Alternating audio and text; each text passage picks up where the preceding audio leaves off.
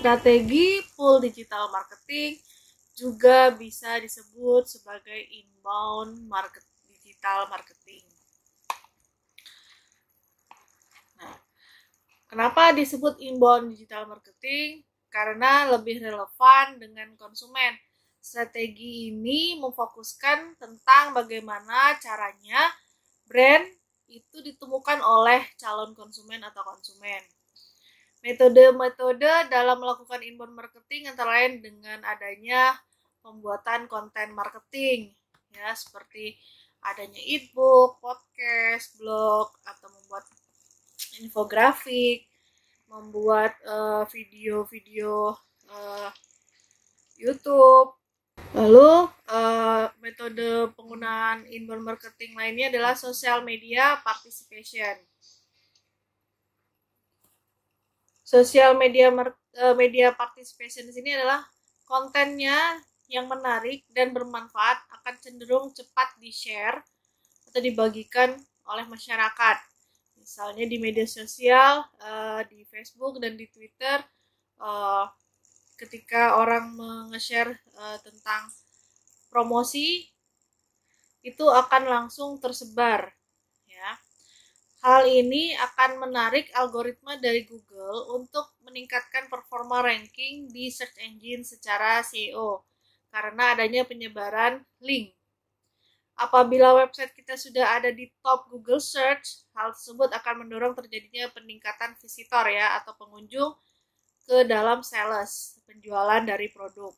Nah, karena produk kita tadi direkomendasikan atau produknya produsen direkomendasi dari orang-orang dekat yang ada di dalam sosial media kita. Gitu. Oke. Nanti bagaimana mereka konsumen ini dapat dilihat pada inbound digital marketing itu bentuknya seperti corong ya, ini corong seperti ini. Di situ ada keputusan atau tujuan-tujuan melakukan pemasaran, ada awareness, interest, decision, dan action. Nah, apakah postingan kita atau postingan produsen itu di dalam digital marketing, digital atau internet itu dalam tahap untuk awareness saja atau untuk menumbuhkan interest atau ingin membuat keputusan atau sudah mengambil keputusan ya di action. Ini cara-cara inbound marketing mendekati konsumennya. Digital marketing ini sangat fleksibel, penempatan iklan dan target pemirsa dapat disesuaikan. Nah, ini sangat berguna dalam proses implementasi digital marketing karena biasanya program digital marketing ini memerlukan penyesuaian pada prakteknya untuk mendapatkan efektivitas yang lebih tinggi. Ya, jadi kita bisa dengan gampang gitu mengubah target audiens kita, apakah target audiens kita di sini adalah anak muda atau dewasa muda atau orang tua. Nah, ini gampang diubah, nanti tinggal sistemnya sosial media yang memberikan masukan bahwa sebesar ini jumlah dari calon konsumen yang akan kita berikan iklan. Lanjut, ada strategi digital marketing untuk B2B dan B2C. B2B itu berarti business to business, jadi kliennya itu lebih kepada organisasi. Kemudian ada B2C. B2C itu business to consumer atau produsen ke konsumen akhir. Baik. Secara keseluruhan, untuk melihat strategi digital marketing B2B dan B2C, kita bisa menggunakan konsep RACE. Ya, reach, act, comfort, dan engage. Nah, ini merupakan implementasi strategi digital marketing yang banyak digunakan. Yang pertama kita bahas adalah reach. Di sini merupakan strategi digital marketing untuk menjangkau konsumen online agar mulai mengenal merek hingga mengetahui merek dan produk. Dengan demikian, konten promosi harus mengarah kepada brand atau produk. Ya. Nah, bagaimana caranya? Caranya dengan menggunakan berbagai media yang ada di digital marketing. Nah, singkatannya itu POM. POM. Ya, yang pertama ada paid media atau media berbayar. Nah, di sini paid media merupakan media tempat pemasar mempromosikan channel dan konten marketing yang dimiliki dengan cara berbayar secara instan sesuai dengan user yang ditargetkan. Saluran berbayar atau distribusinya itu melalui ada iklan Facebook atau dikenal sebagai Facebook Ad, Google AdWords, kemudian ada YouTube Ads, ada link advertising. Nah, untuk IG di mana, Bu? IG itu masuk ke dalam Facebook Ads. Ya. Penempatan banner pada advertorial di website-website yang paling sering dikunjungi. Konsep pembayaran bisa juga menggunakan pay per click. Nah, di sini produsen akan dikenakan biaya setelah ada transaksi terhadap iklan. Jadi ketika orang mengklik iklan, berarti produsen itu harus membayar biaya berpromosinya. Itu untuk P, paid media. Kemudian ada O, own media. Own media merupakan website perusahaan atau website toko online yang dapat didesain sesuai kebutuhan tergantung dari pengelolaan konten pemilik media. Nah, di sini bisa berupa contohnya website, ya.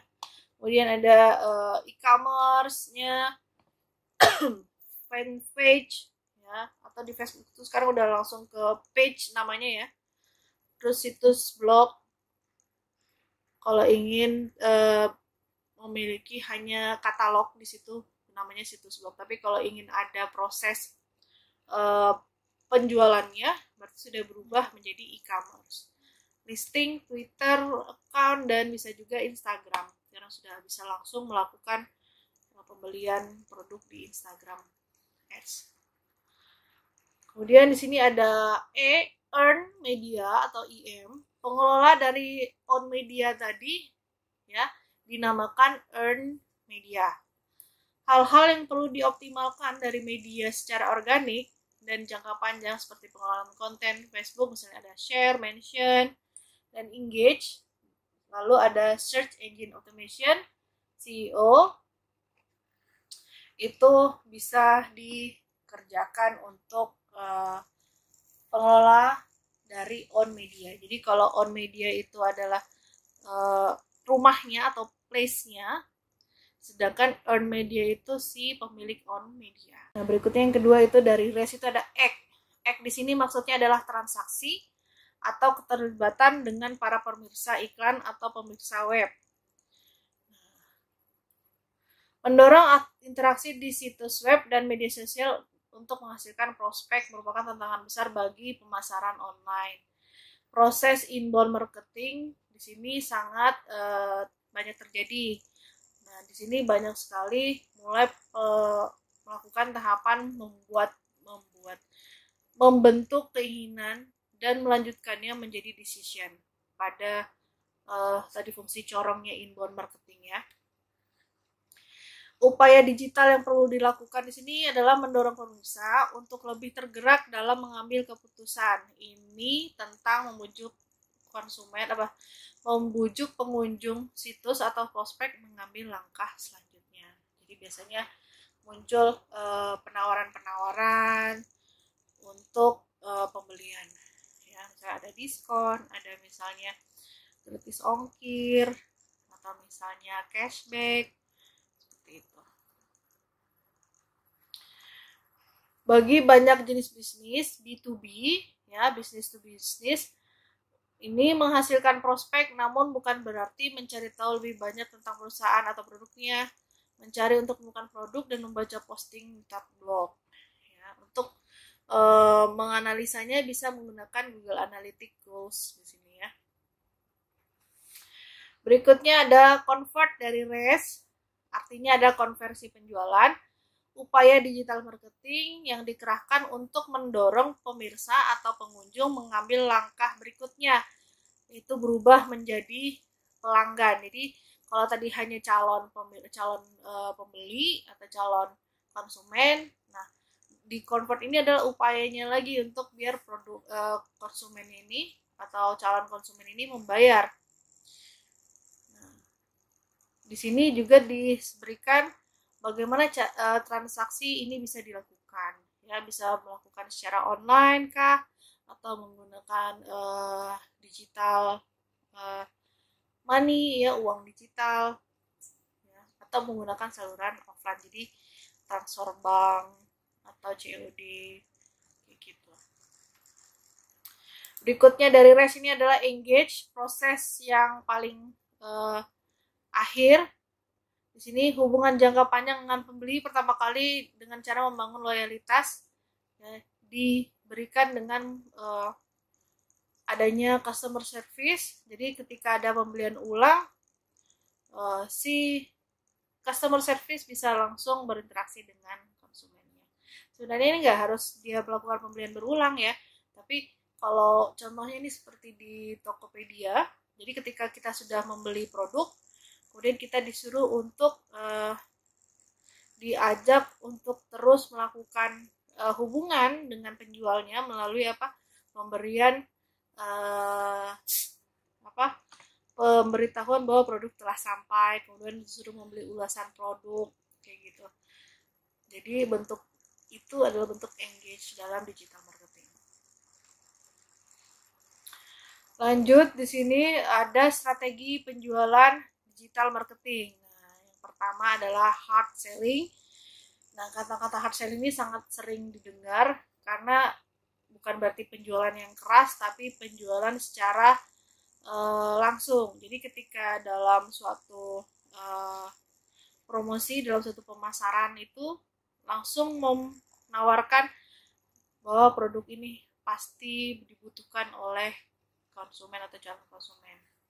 Contoh kata-kata yang ada biasanya dalam hard selling ini, beli sekarang atau besok harga naik gitu ya, atau misalnya jangan sampai kehabisan. Jadi kata-kata hard selling yang digunakan itu muncul di dalam promosi atau iklan yang dibuat oleh pemasar. Apa manfaat hard selling? Hard selling ini membantu konsumen untuk memutuskan pembeliannya. Kan tadi adanya promosi penjualan yang pendukungnya, misalnya ada ini produk terbatas gitu. Jadi berarti kan konsumen merasa, waduh kalau saya nggak beli nanti nggak ada lagi gitu. Dapat meningkatkan penjualan dalam waktu dekat. Ya jelas, karena dipaksa konsumen untuk beli nih segera, jangan sampai kehabisan ya, seperti kata-katanya Feni Rose. Ya, besok harga naik. Nah ini contoh dari hard selling. Padahal dia jualannya apartemen ya, tapi dia maksa orang untuk beli dengan cepat. Kerugian menggunakan hard selling di sini dapat mengganggu orang sehingga membatalkan pembelian. Jadi ketika ada paksaan, orang pasti akan males gitu. Jadi tidak jadi beli, gitu ya. Tidak baik untuk hubungan jangka panjang, ya, karena nggak mementingkan relationship ya, tidak mementingkan hubungan antar pelanggan dengan pemasar. Yang penting bagi pemasar adalah produknya dibeli.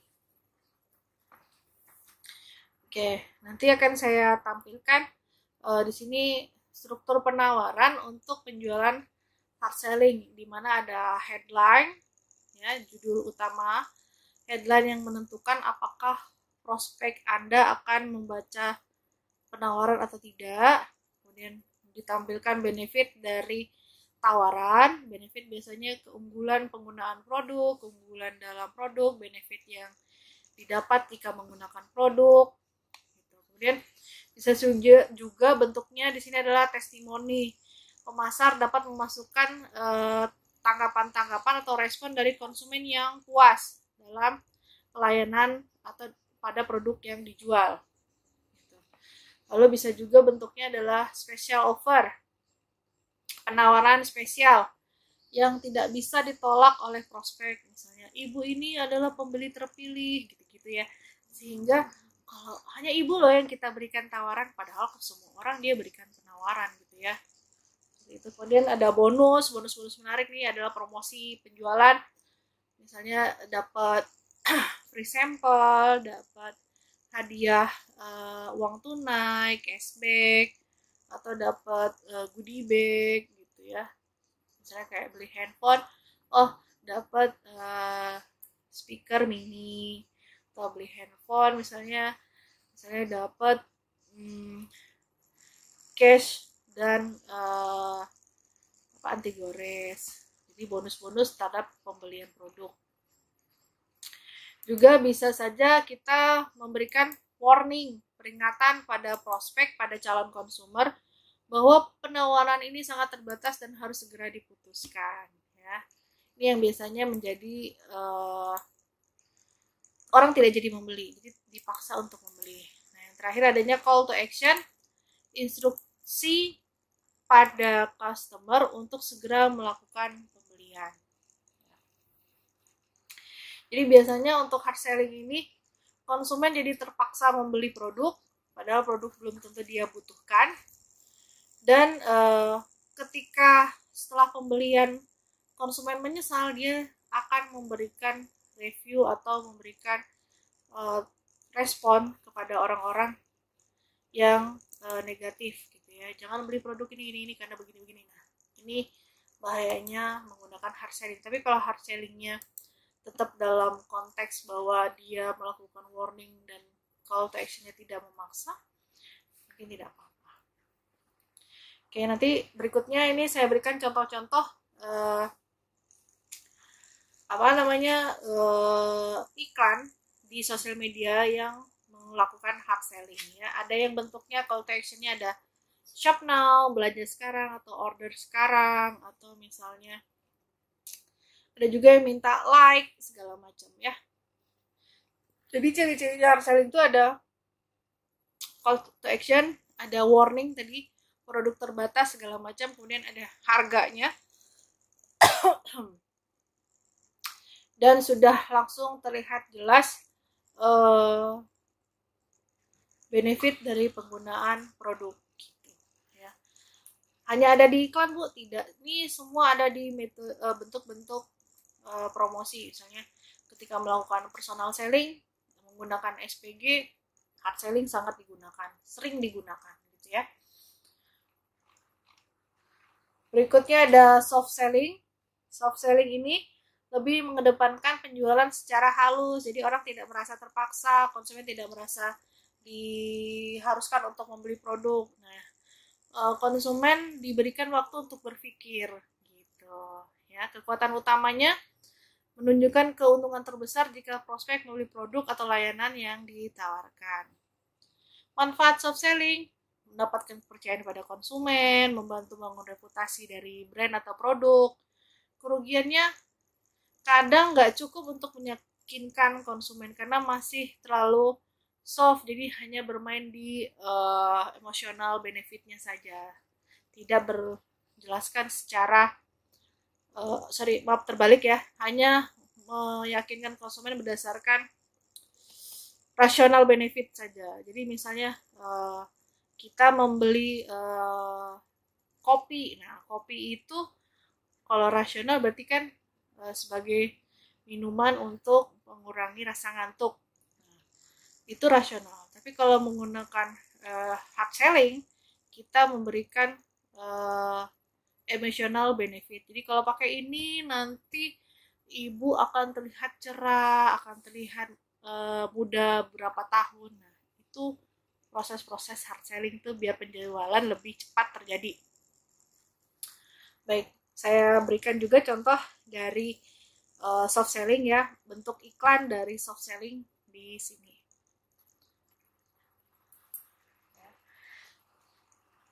Nah, di sini ada Kay Jewelers. Nah, visual yang muncul ini sebenarnya dari video ya, saya ambil dari Instagram, bentuknya video. Ada 2 orang, laki-laki dan perempuan, di mana laki-lakinya ini memberi perhiasan kepada seorang wanita. Nah, bentuk videonya seperti itu. Nah, dari iklan ini visualisasi terlihat bahwa sang wanitanya senang sekali ya, emosionalnya terbangun sehingga dia tahu fungsi dari si perhiasan ini gitu. Nah, Di sini di mana CTA-nya, call to actionnya ada di, dia menginginkan ada like page ya di dalam postingannya. Oke, lanjut. Di sini ada hint selling, sebuah informasi kecil yang memudahkan konsumen untuk melakukan sesuatu. Strategi hint selling di mana pemasar memberikan beberapa informasi saja, bisa berupa saran, bisa berupa kesaksian yang menjurus kepada produk. Jadi biasanya muncul ini hint selling adalah bentuk-bentuk dari kalau iklan ini advertorial gitu ya. Jadi di sini contoh iklan saya berikan beberapa dari Pebble. Oke. Nah, smart just got better looking. Ya, jadi terlihat pintar dengan penampilan yang baik. Never miss a call or text, even where your phone is buried in your bag. Jadi dia ingin menjelaskan bahwa kamu nggak akan buru-buru, nggak akan kesulitan membaca atau menerima telepon karena kamu sudah pakai jam dari Pebble tadi ya. Nggak harus nyari-nyari handphone di dalam tas, bisa dijawab melalui telepon di jam ya. Finally, a smartwatch that doesn't wear you. Lalu berikutnya di sini contohnya dia ada berupa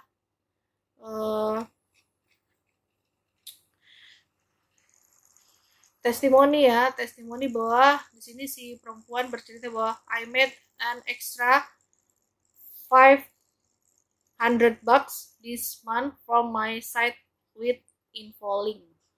Try it now. Jadi dia ngasih tahu bahwa ada nih, saya dapat uang dari websitenya dia ketika dia menggunakan InfoLink. Nah, orang dikasihin ya, dikasih clue gitu. Baik, lanjut ada covert selling. Di sini covert selling itu strategi menjual tanpa menjual. Gimana tuh? Ya, kok bisa menjual tanpa menjual? Ya, strategi ini adalah strategi penjualan terselubung. Nah, di mana kata-kata penjual itu atau pemasar tidak langsung mengajak calon konsumen untuk membeli produk, tapi dia bisa menyisipkan dalam cerita gitu ya. Atau misalnya menggunakan kata-kata yang tidak langsung menjurus ke penjualan produk. Oke. Contohnya ya, di sini saya ambil dari Facebook. Ada akunnya Yudi Istiawan. Nah, dia cerita habis garap parabola, store langsung OTW lagi. Semangat ya Om. Hadi Jumhari meluncur ke Perum Villa Mutiara, ke Cives, ke Cikarang. Nah, sebenarnya dia mau ngapain? Oh, dia itu si petugas TV ya, TV digital, TV berbayar. Dia masang parabola. Atau misalnya bentuk-bentuk dari copywriting ya, penulisan naskah di status, atau misalnya di mana di Facebook posting. Nih, contohnya saya ada dua macam ya. Yang satu di sini dia menggunakan hard selling. Kita baca. Ya, Bunti Series baru saja mengeluarkan hijab edisi anak terbaru. Bahannya dijamin bagus dan dengan berbagai model yang cantik dan manis. Untuk ayah bunda yang mau order silakan chat WA. Nah, ini hard selling. Jadi dia langsung disitu ada produk baru, kalau mau chat saya. Nah, tapi kalau covert marketing dia tidak langsung pada penjualan produk. Nah, dia cerita, aduh ini idolanya para bunda banget nih, hijab edisi anak T-series ini nggak nyangka langsung habis. Jadi dia kasih kasih trigger di sini. Kalau produk yang dijual itu adalah langsung ketika dia ambil langsung habis. Seneng banget, tapi juga sedih karena banyak bunda yang gak kebagian di pembelian pertama. Ya, bismillah ya, semoga kemudian bisa kebagian semua. orang di sini akan jadi apa ya yang terjual itu. Nah, di sini covert marketing atau ada cerita tentang banyak ya model-modelnya, cerita tentang bahwa kalau hidup harus begini-begini, jangan sampai seperti ini, ujung-ujungnya dia jualan produk. Nah, itu bentuk dari covert marketing. Jadi biasanya tidak langsung terlihat dia menjual produk.